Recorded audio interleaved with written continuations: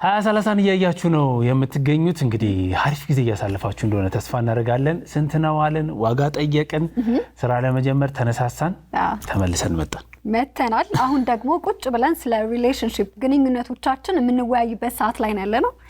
በስቱዲዮ የምትጠብቀን ደግሞ ትራሃስ አጽባህ ናት። 2030 ፖድ ይቀጥላል። መልካም ጊዜ። እያያችሁ ያላችሁት 2030 ነው። የ2030 ፖድ ፕሮግራማችን ላይ ነው የምንገኘው። ዛሬ ደግሞ እናትና ልጅ ነው የጋበዝነው። እያሱ ልዑልና ኮከቤ አስራት ይባላሉ። እናትና ልጅ ናቸው። ስለ እናትና ልጅ ግንኙነት ነው የምናወራው። በተለይ ደግሞ ወንድ ልጅ ማሳደግ እንዴት ነው የሚለውን ኮከቤ ትነግረናለች። እና ደግሞ ያው ወንዶችም ከእናታቸው ጋር በጣም ክሎዝ ናቸው ይባላልና በጣም ጥሩ ግንኙነት ነው ያላቸው። መልካም ጊዜ ይሆንላችሁ። እንኳን ደህና መጣችሁ። እንኳን ደህና ቆየሽ። እንዴት ነው ወንድ ልጅ ማሳደግ ከሚለው እንጀምር። መጀመሪያ ምን አይነት ልጅ ነው? አስቸጋሪ ልጅ ነው ወይስ? እያሱ ምን አይነት ልጅ ነው? ወንድ ልጅ ማሳደግ በሚለው ነገር ያው በርግጥ ልጆች የእግዚአብሔር ስጦታዎች ናቸው። ወንድና ሴት ብዬ የምናገረው ነገር አይኖርም። ግን ማለት ሴት ልጆች ስለሌለኝ በይበልጥ በወንዱ ደረጃ ብናገር እያሱ በጣም ጎበዝ ልጅ ነው። መልካም ጥሩ ልጅ ነው። ማስቸገር ወይም ደግሞ በሚለው ነገር እያሱ በልጅነቱ እንጂ አሁን ላይ አይቸገር። ስንተኛ ልጅ ነው? ልጄ የመጀመሪያ ልጄ ነው። ኦኬ። ስንት ናቸው? ቤት ሁለት ናቸው። ኦኬ። ሁለቱም ወንዶች ናቸው? አዎ ወንዶች ናቸው። በፊት እንዴት ነበር የሚያስቸግር? በፊት ላይ ነው እንጂ ስላልሽ በምን ነበር በጣም የሚያስቸግር? ትንሽ ሆነ ማለት ትንሽ እልህኛም ነበረ። ቶሎ የመናደድ ነገር አለ። ኦኬ። እንደ እናት የምታያቸው ባህሪዎች ይኖራሉ። ነገር ግን መልካም ብዬ የምለው ደግሞ ባህሪዎቹ በጣም ያለው ለእናቱ ፍቅር ከልጅነቱ ጀምሮ ወንድ ልጅ በሚለው ነገር ስወስደው ማለት ነው ወንድ ልጅ ለእናቱ ያለው ፍቅር የተለየ ነው። ፍቅሩን የሚገልጽበት የሚስምበት፣ ያው ስትናፍቅ የሚመጣበት ብዙ ነገሮች የምታይበት ነገር አለና ያ ነገሩ ያስደስተኛል። ኢቭን ፈርስት ላቫቸው ከእናታቸው ጋር ነው ይባላል አይደለ? የመጀመሪያ ፍቅራችን ሰራት ደስ ይላል በጣም። እስኪ ስለ እናንተ ደግሞ አሁን ስላላችሁበት ሁኔታ፣ ስለምትሰሩት ስራ ወይም ተማሪም ከሆንክ ስለሱ ንገረን። አይ ቲንክ የዩኒቨርሲቲ ተማሪ ነህ፣ የመጀመሪያ አመት ተማሪ ነህ። ምንድነው እያጠናክ ያለከው? እንግዲህ አሁን ላይ ማትሪክ መጥቶልኛል በዚህ አመት እና የዘንድሮ የፍሬሽማን ተማሪ ነኝ። ኦኬ። እና እየተማርኩ ነው ያለሁት። ከዛ በፊት ግን እየሰራው ነኝ። ኦሬዲ በስራ ውስጥ ገብቻለሁ። ኦኬ። ላውንደሪ ስራዎችን እቤት ውስጥ እየሰራው ያው ልብስ ማጠብ በማሽን። ኦኬ። መቼ ነው የጀመርከው እሱን ስራ የጀመርኩት 11ኛ ክፍል አካባቢ ላይ ነው። 11ኛ ክፍል አካባቢ ላይ ነው። ያው ማሚ ትሰራለች በጣም፣ እናቴ በጣም ታታሪ ናት፣ ሰራተኛ ናት። እንደምታያት በጣም ቆንጆ ናት እና ለልጆቿ በጣም ትለፋለች። ቤት ውስጥ እንደነገረች ሁለት ነን፣ ወንዶች ነን ሁለታችንም። ኦኬ። ለኛ ያው እሷ ናት። ፋዘር ደግሞ ያው ከ9 አመት በፊት በመኪና አደጋ በህይወት የለምና አልፏል ህይወቱ። እና ብቻዋን ያሳደገችን፣ ሁሉን ነገር ብቻዋን ነው የምታደርገው። ለዛ እኔ ልክ 11ኛ ክፍል ላይ ልክ እንደደረስኩ ግድ ማገዝ አለብኝ እናቴን፣ በሁሉም ነገር እናቴን መርዳት አለብኝ ብዬ አስባለሁ። እና ተማሪም ስለነበርኩ ብዙ ነገር አስብ ነበር። ግን እግዚአብሔር ሲረዳኝ ቤታችን ውስጥ በትንሽዬ ነገር የሰዎች ልብስ እየተቀበልኩ እንግዲህ በዛችኛው በማግኛት ብር እናቴንም ጎን ለጎን ይሄው አለሁልሽ ደረስኩልሽ እናቴ እላታለሁ ማለት ነው። ካጠገቧ እየተማርኩ ትምህርቱንም ሳልተው ሳላቋርጠው፣ ምክንያቱም እንድማርም ትፈልጋለች እሷ። ዋናው ነገር እንደውም እሷ እንድሰራ ሳይሆን እንድማር ነው በደንብ የምትፈልገው። ተማሩልኝ እናንተ ቆንጆ ቦታ እንድትደርሱ፣ አሪፍ ቦታ ላይ እንድትደርሱ ነው የምፈልገው ትላለችና ግድ ያው ህይወትም ስለሆነ መሰራትም ስላለበት እንደዛ ገባው፣ እንደዛ ጀመርኩ፣ መስራት ጀመርኩና እግዚአብሔር ይመስገን ማትሪክም ደግሞ አሪፍ ውጤት መጣ። ቆንጆ ውጤት ነው አለፈን እና ዘንድሮ እንግዲህ ፍሬሽ ጎበዝ ተማሪ ነበርክ ማለት ነው? ጎበዝ ተማሪ ነበርኩ። ደስ ይላል በጣም። እንዴት ብታሳድጊው ነው እንደዚህ ሊሆን የቻለው? አንደኛ ሲጀመር በእግዚአብሔር ቃል ነው። በቤተ ክርስቲያን ነው ያደገው። በእግዚአብሔር ፊት መጸለይለት ጸሎትም አለ። የረዳኝ እግዚአብሔር እንደሆነ ነው የማውቀው እንጂ ሰው በራሱ ምንም ብርቱ መሆን አይችልም። እና ቀደም ደግሞ እንደነገረሽ እሱ ልክ እሱ የ10 አመት ትንሹ ደግሞ የ4 አመት ሆኖ ነበር አባታቸው ያለፈውና በዛ ሰዓት ላይ ያው ብዙ ጊዜ ያው አዲስ አበባ ነው እኔም ተወልጄ ያደኩት። የአዲስ አበባ ልጅ ስራን ብዙ አይሰራም ምናምን የሚባል ነገሮች አሉና ከሚሰሩት መካከል አንዷ እኔ ነኝ በድፍረት የወጣሁት ማለት ነው። ለምን በብዙ ልጆች ስታሳድጊ ብዙ ተጽዕኖዎች አሉ። ቤተሰብ ላይም ላለመቀመጥ ብለሽ ብዙ መሰሪያቸው ነገሮች አሉና በንግድ ደረጃ ውስጥ ስገባ ነጋዴ ሆኜ ስሰራ ጎበዝ ልጅ ነው ያግዘኛል። የርገንዶ ሳጥብ እንዲ ልብስ ከኩልፊ ያመጣ በመሸጥበት ሰዓት ላይ አብሮ ከስር ሆኖ የሚያግዛኝ ነገሮች አሉና ያ ነገር ሌላ ብዙ ወደ ጨዋታ እንዳያመዝን አድርጎታል። የቤቴን ነገር እንዲያስተውል ያደረገው ይመስለኛል። እና ያ ነገሩ ነው ዛሬ ላይ የጠቀመው። እኛ አካባቢ ጋር የቀን ሰራተኞች የሚሰሩ ነበሩና ውሃ እንዲ አይላንድ ከትልቅ ባንክ ቤት እየወሰደ ይሄ ፈጠራው በጣም ለራሴ ያስደንቀኝ ነበርና እኔ ያላሰብኩት ያላየሁትን ነገር እይታ አይቶ የሚሰራ ልጅ ነውና ምን ያደርግ ነበር? በሃይላንዶቹን ሰብስቦ ተቀብሎ አጥቦ ውሃ የቀዘቀዘ ውሃ 5 ብር የቧንቧ ውሃ ማለት ነው። የቧንቧ ውሃ ይሸጥ ነበር። ትምህርት ቤት ደርሶ ሲመጣ ሸጦ ይጠብቀኝ ነበር ለራሴ እስኪገርመኝና ማሽንም ነበረኛ። ማሽን ያው የተሰጠኝ በእንዲሁ በታምራት ነውና ልብስ እናጥባለን ብሎ ለጥፎ እኔ እዛ ሰርች እስከምመጣ ልብስ ተቀብሎ አጥቦ ምን ብሎ ይሰጣቸው ነበር። ከሚገርመኝ ድረስ እንደ ወንድም እንደ በቃ ኑሬን እንደሸፈነው እንደ ተዳርም በይው እንደ ብዙ ነገር የሸፈነልኝ ልጅ ነው። እግዚአብሔርም ነው ይረዳኝ ብዬላል። ወይ በጣም ተውነት በጣም እውነት ነው። እኔ ምንም ቃል የለኝም። የእውነት በጣም አስተዋይ ነህ። በጣም በዚህ እድሜ እንደዚህ ቤተሰቤን ላግዝ ብሎ ይሄንን ያክል መስዋዕትነት የሚከፍል ሰው እኔ እንጃ ማለት አሁን ላይ በተለይ እኛ የሚያስፈራን ብዬ ማስበው ነገር ይሄ ሰው ምን ይለኛል ምናምን በተለይ አብሮክ ያሉ አብሮ አደጎች ወይም ጓደኞች ትምህርት ቤት ስትሄድ አለ አይደለ ከዛ መልስ እንደዚህ አይነት ነገር ውስጥ መግባት ብዙ እኛ እንቅ ያደረገን ነገር ኢቭን ለእድገት ራሱ ወደ ኋላ ያስቀረን ነገር ብዬ ማስበው በቃ ይሄ ሰው ምን ይለኛል የሚለው ነገር ነውና እንደሱ አይነት ፍርሃት የለብህም ወይስ እንዴት ነው? ሰው ምን ይለኛል የሚለው ነገር ያው አለ። እሱማ ሁላችንም ጋር እንፈራለን መጀመሪያ አካባቢ። ግን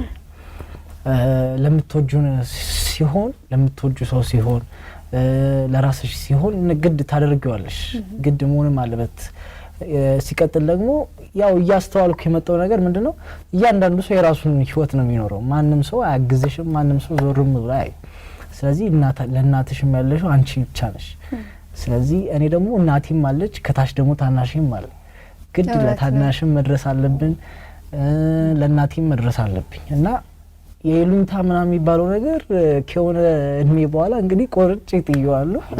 ሶሻል ሚዲያውን እያየሁት ነበርና ይሄ ሰው ለመቅረጽ የሚፈራ ወይ የሚጨነቀው ነገር ምክንያቱም ምንኖርበት ነገር ነው። ግን ደግሞ የሆነ በጣም ጽድት ያለ ነገር ወይ ሌክዠሪ የሆነ ነገር የተለየ ነገር ነው የምንጠብቀው ኢቭን ለቀረጻ ምናምንና አንተ ያለውን ሪል የሆነውን ነገር ስላወጣክ መሰለኝ ሰው አክሰፕት ያደረገክና በጣም ብዙ ሰው ሰፖርት ያደረገክ ያየው የነበረ ሶሻል ሚዲያ ላይም ለዚህ ይጠቅማል በጣም ሶሻል ሚዲያ በዚህ አጋጣሚ እንደው ለእንደዚህ አይነት ነገር በጣም ሰፖርት ያደርጋል ብዬ አስባለሁ።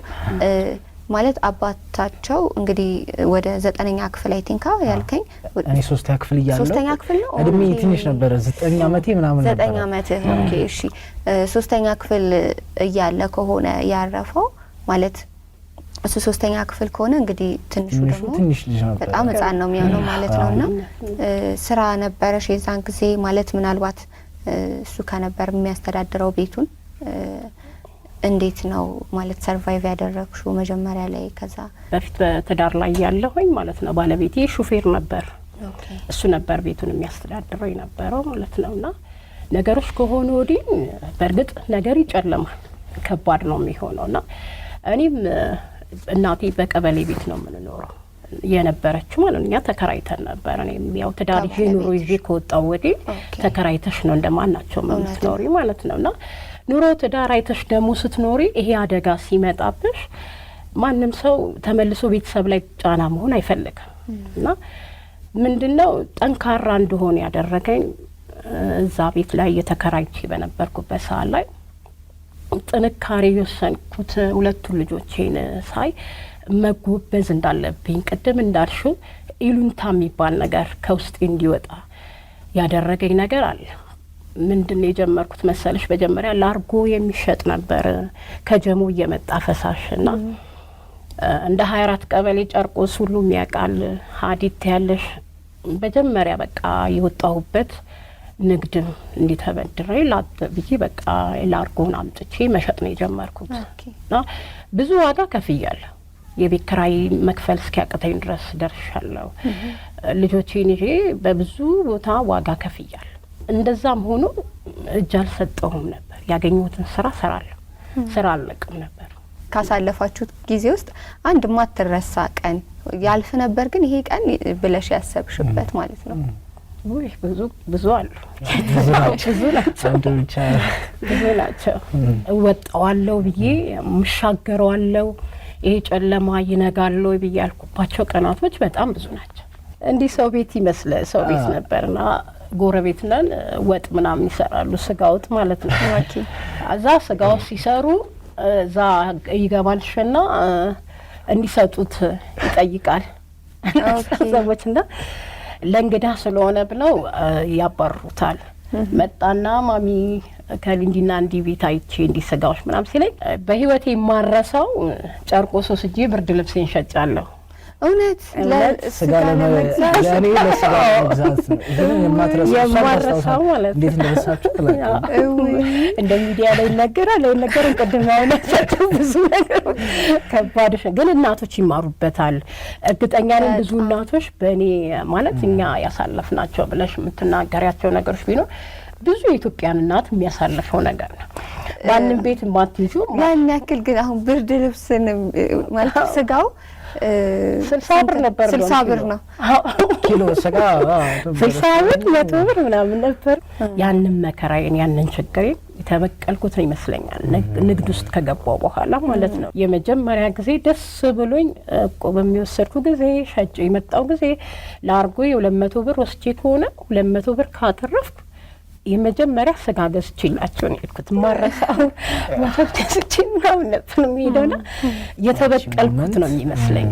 አንዳንድ ጊዜ በችግሩ ውስጥ ሆኜ ወደ ማንም አትጮይም፣ ወደ ራሱ ወደ እግዚአብሔር ነው ያጣብቅሻል።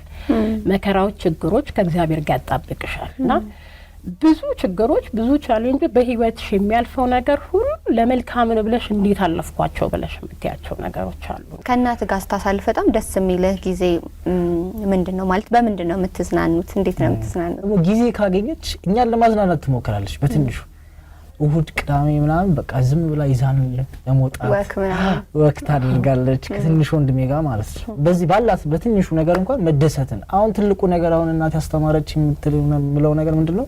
ባለሽ ነገር በትንሿ ነገር መደሰትን ግድ በቃ ትልቅ ነገር ይሁን ምናምን ሳይሆን በትንሿ ነገር በቃ ተደስተሽ ራስሽንም ደስተኛ ማድረግ። በጣም ማደንቅላት ነገር ቢኖር ምንድነው ተስፋ አትቆርጥም እናቴ። ተስፋ ማትቆርጠው ነገር እንደገና ደግሞ አደርጓለሁ ያለችው ነገር በስነ ስርዓት ታደርጓለች። ኢቭን ደክሟት አደርጓለሁ ካለች ምንም ድካም ጊዜ አይወስናት።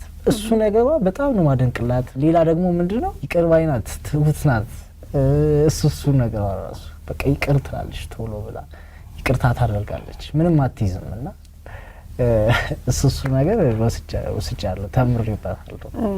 ኮከባንቺ እስቲ አሁን እንግዲህ የእናትነትን ሮል ነው በደንብ እንግዲህ መጫወት የምትችይው ብዬ ማስበውና የአባትነትን ደግሞ እንዴት ነው መሸፈኙ? ማለት እንዴት ነው አሁን እሱ ሊደር ይሆናል ወደፊት አሁን ቤት ሲኖረው ቤቱን የሚያስተዳድረው እሱ ነው፣ ሊድ የሚያደርገው እሱ ነው። ስለዚህ እነዚህን ሮሎች እንዴት ነው የምታስተምሪው ቴዎሬቲካሊ ያው እንዲያቃቸው ማለት ነው? ወይም ደግሞ ለሚስቱ ምን አይነት ባል መሆን እንዳለበት ትመክሪዋለሽ ወይ? ይሄ ማማስ ቦይ የሚባል ነገር አለ አሁን ብዙ ጊዜ ሚስቶች የማይፈልጉት ማለት ነው። ይሄ አለ አይደል ከእናቱ ጋር በጣም አታች የሆነ ወንድ ሚስቱንም እንደዛ ኤክስፔክት ያደርግና ትዳር ላይ ችግር ይፈጠራል ምናምን የሚባል ነገር ስላለ እንደሱ አይነት ነገሮች ላይ ኮሙኒኬት ታረጋላችሁ ወይ ትመክሪዋለሽ ወይ? እስቲ ንገሪ፣ ለኛም ምከሪን ከዛ በሰበው። እስከ ዛሬ ድረስ ስለ ትዳር ስላለው ነገር አንስቼ አላውቅም። ግን እግዚአብሔር አምላክ ቢፈቅድና ብንኖር መልካም ሚስት ጥሩ ነገር እንዲገጥሙ እሱ መልካም ባል እንዲሆን እመኛለሁ። ማለት እኔ እንደምፈልገው ልጅ እንደሆነ ማለት በጎ ስጦታ ፍጹም በረከት ከላይ ከእግዚአብሔር ዘንድ ነው ይላልና እግዚአብሔር መልካም ልጆች እንደሰጠኝ ሁሉ እሱ መልካም ትዳር ለኔ መልካም እንደሆነ መልካም ትዳር መልካም ባል እንዲሆን በጣም እመኛለሁ እፈልጋለሁ። ከሱ ይልቅ እንደው ወደፊት እግዚአብሔር ቢረዳኝ ለሚስቱ ሞገን ነው የሚመስለኝ። ለሚስቶቻችሁ እንደዚህ እንዳታስቸግሩና እስኪ በመንደቻችሁ እንደዚህ እንዳታስቸግሩ አሪፍ ባል ነው ያለባችሁ ጸባያችሁና አስተካክላችሁ። ኦኬ ሙያ ምናምን እንዴት ነው ለምዳችሁ? ሙያማ አስለምደናለሽ በጣም ማብሰል ምናምን ምግብ ላይ ቤት ውስጥ እንሰራለን። ሁሉ ነገር እንሰራለን። ይሄ እንግዲህ ያስተዳደጋችሁ ውጤት ነው ብዬ ነው የማስበው። እስኪ ምናልባት ማያግባባችሁ ነገር ወይም ቤት ውስጥ ብዙ ጊዜ የሚያጋጫችሁ ነገር ካለ ንገሩኝ። በምን የምትጣሉት? ቤት ውስጥ የምንጣለው በትንሹ ነው። እንግዲህ በትንሹ ወንድሜ ልክ ስቆጣው መሀል የምትገባው እሷ ናት።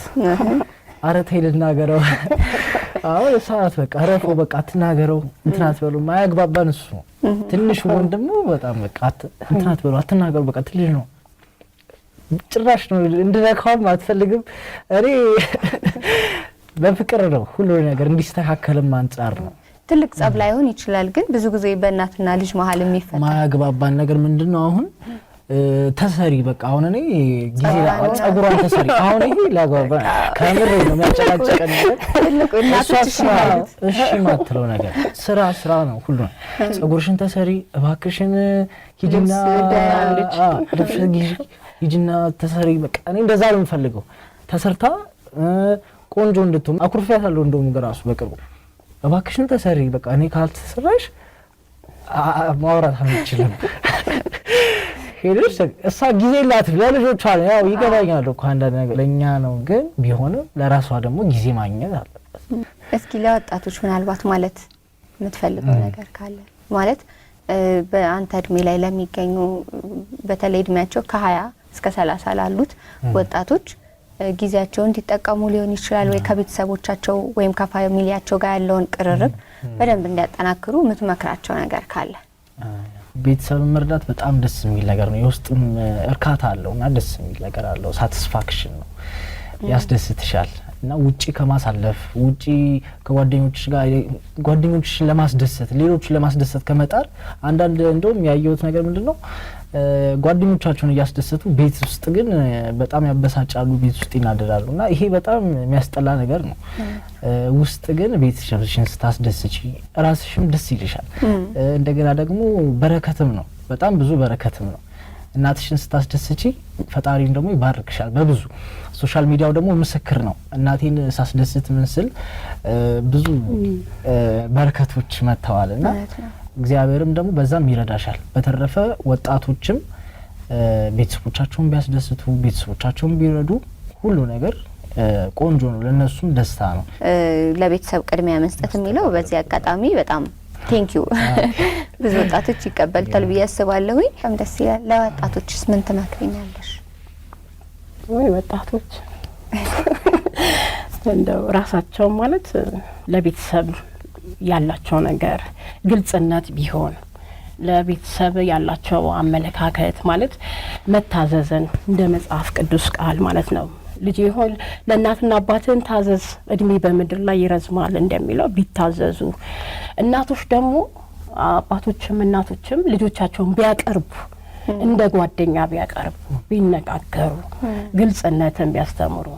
በዚህ አጋጣሚ ምልሽ አንድ ልጅ አሁን እንዲህ ችብስ እየሸጥኩኝ ቤተ ክርስቲያን ለኛ ቅርብ ወደ ሚካኤል አለና ደርሶ መጥቶ እኔ ጋር ብዙ ጊዜ ቁጭ ይላል እምሸጥበት ቦታ ላይና ልጁ ቢያንስ እሱን ነው የሚያክለው። አንዳንዴ ችብስ ይገዛኛል፣ አንዳንዴ ሳይገዛኝም ቁጭ ይላል። ለምንድን ነው ወደ ቤት በጊዜ ማትሄደው? ቤት አያስቡም ወይ ስል ወይ አንቺ ማሚ እኛ ቤት እኮ በጊዜ ገባሽ ማለት ለምንድን ነው በጊዜ የምትገባው? ወንድ ልጅ አይደለህም ወይ? ጓደኞች ጋር አትሄድም እንዴ? ዞር ዞር አትሄድም? የምትሄድበት የለም ዛሬ ይባላለሁ። ለዛ ያችን ሰዓት እስከሚደርስ ነው መቀመጡ ሲል በጣም ውስጤ ተሰማኝ። አንተ እኮ ጀግና ልጅ ነህ፣ አንተ ጎበዝ ነህ፣ እንዳትሰማ ለምንድን ነው እንዲህ ብለው የሚሉት? በጊዜ መግባት ማለት እኮ ማምለጥ ነው። ስንት አይነት ጓደኛ ይኖራል፣ ስንት አይነት ወደ ክፋት አሰራር የሚወስዱ በዚህ ዘመን በአሁን ሰዓት ላይ ብዬ የታዘብኩበት ነገር አለ። ስለዚህ ደግሞ ማስተዋይ ነው መቀመጡ በጣም ሌላ ገርመኝ ድረስ ብታይ ቤተክርስቲያን ሚካኤል ደርሶ ነው መጥቶ ቁጭ የሚለው ሳይለንት መሆኑ እንዲህ ያስታውቃል። ልጁ የቤተክርስቲያንም ልጅ ነው። እናቶች ባካችሁ ማለት ወደ ቤት ሲገቡ ደስ ሊላን የሚገባው እንደውም በጊዜ ገባህልኝ ብለን ሌላ ስራ ወይም ደግሞ እንዲያነብ ባይችል ባያነብ እንኳን ሌላ ነገሮችን እንዲያደርግ ብናሳያቸው ብዬ እመክራለሁ። ብዙ ወጣቶች ደግሞ ቤተሰብ እንዲህ ብለው ባይሏቸው እንኳን ራሳቸውን እንዲገዙ ራሳቸውን ማምለጥ እንዲችሉ ብዬ ነው የምመክረው። እንዲህ ብዬ እናገራለሁ።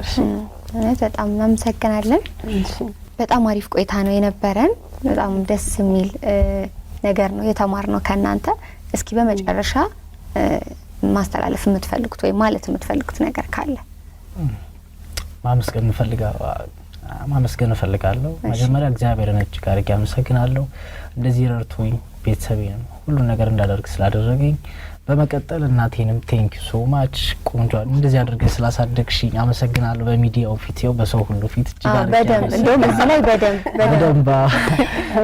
እጅግ አድርጌ አመሰግናለሁ። እንደዛ መስዋዕትነት ከፍለሽ ስላሳደግሽኝ ምን አልቀረምና እጅግ አድርጌ አመሰግናለሁ። ቴንክ ዩ። አንቺ ደግሞ አንደኛ ነሽ፣ ጎበዝ ነሽ እና አመሰግናለሁ በጣም። ሌሎችም እንግዲህ ቲክቶክ ላይ የምታቁኝ ሰፖርት ያደረጋችሁኝ እኛም ቤተሰቦቻችን ሁላችንም ሰፖርት ያደረጋችሁን ፋሚሊዎቼ በሙሉ አመሰግናለሁ እና አንቺንም ቴንክ ዩ ሶ ማች ፕሮግራምሽ እንግዳ አድርገሽ ስለጋበሽን አመሰግናለሁ። እኔም በጣም አመሰግናለሁ። ማሚት ነገር አለሽ? እሺ እኔም በመጀመሪያ እግዚአብሔርን አመሰግናለሁ። ለረዳን እግዚአብሔር፣ ላገዘን እግዚአብሔር ስሙ ይባረክ ለዘላለምና ሲቀጥል ልጄም ደግሞ ስለታዘዘኝ እውነት ዝቅ ብሎ ማገልገልን ስለተማረ እጅግ በጣም አመሰግናለሁ። እናንተም ኢቢኤሶች ጠቅላላ ከካሜራውም ጀርባ ያላችሁ አንተንም እጅግ በጣም እናመሰግናለን። እኛም በጣም እናመሰግናለን። በጣም ተምረናል ከናንተ ህይወት ካሳለፋችሁት ራሳችንን እንድናይ ሆነናል። በተለይ ወጣቶች ሁላችንም እንግዲህ ራሳችንን እንድናይ፣ ቤታችንን እንድናይ፣ ቤተሰቦቻችንን እናታችንና አባታችንን እንድናይ፣ ሰፖርት እንድናደርግ፣ ጊዜያችንን እንድንጠቀምበት በጣም ብዙ ነገር ከኢያሱም ከናቱም ተምረናል። የነበረን ቆይታ ይሄንን ይመስል ነበር በእናትና ልጅ ግንኙነት። በቀጣይ ደግሞ ከሌሎች እንግዶች ጋር እንመጣለን። እንደወደዳችሁት አልጠራጠርም። መልካም ጊዜ። እንዴት ነበር? አሪፍ ነበር። አሪፍ ነበር። የቁመቱ ነገር ተመችቶኛል። ከንክኖሻል። አሁን እንዴት ነው? ያስፈልገኛል?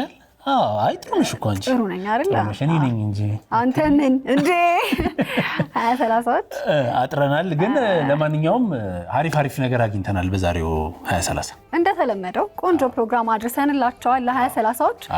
ያው አብረናቸው የቆየ ነው ማንን ኤደን ወቅቶሌ፣ ጌታውን አሰፋ ከመላው የ2030 ፕሮግራም አዘጋጆች ጋር በመሆን ፕሮግራሙን አዘጋጅተን ወደ እናንተ አድርሰናል። እያዘንን ልንለያይ ነው፣ ግን ሳምንት እንደተለመደው አሪፎቹን ፕሮግራሞች ይበልጥ አሪፍ አድርገን ወደ እናንተ እንደርሳለን።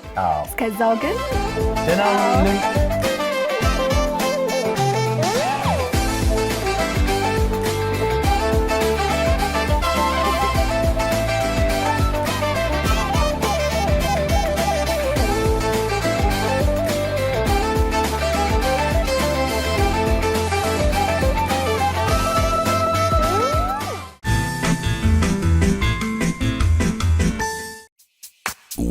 የኢቢኤስ ቴሌቪዥን ተመልካቾች፣ ይህ በስክሪኑ ላይ የምትመለከቱት ትክክለኛው የፌስቡክ አካውንታችን ነው። እንደተለመደው በፕሮግራሞቻችን ላይ ያላችሁን ገንቢ አስተያየት እየጻፋችሁልን ላይክ እና ሼር ማድረጋችሁን ለማስታወስ እንወዳለን። ኢቢኤስ ቴሌቪዥን የርሶ ቀዳሚ ምርጫ።